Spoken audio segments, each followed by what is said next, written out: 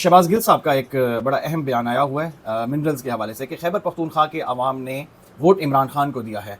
Minerals bill किसी सूरत भी खान साहब की रजामंदी और इजाज़त के बगैर पास नहीं करना चाहिए। मैं वज़ीर आला KP अली अमीन गंडापुर और स्पीकर KP असम्बली से दस्तबस्ता एहतरामन गुजारिश करता हूँ कि जब तक खान साहब से ओपन मुलाकात ना हो जाए इसको रोक लें। ये शहबाज गिल का कहना था और ये बयान मैं जो कोट कर रहा हूँ वो siyaset.pk से कर रहा हूँ। मेरे ख्याल में कि जब वो एक तरमीम आई थी ना तो उसके बाद ये जो चीज़ें थी ये मतलब सूबों के हवाले कर दी गई थी। तो अब सूबों से SIFC के लिए इसको मांगा जा रहा है। मैं ये समझता हूँ कि ये KPK की गवर्नमेंट का इस्तेहकाक है, वहाँ की आवाम का, बेसिकली गवर्नमेंट का भी नहीं, वहाँ की आवाम का इस्तेहकाक है, तो इसको उसकी आवाम ही यूटिलाइज़ करे तो ज़्यादा बेहतर है। लेकिन देखते हैं कि इस मामले में क्या होता है।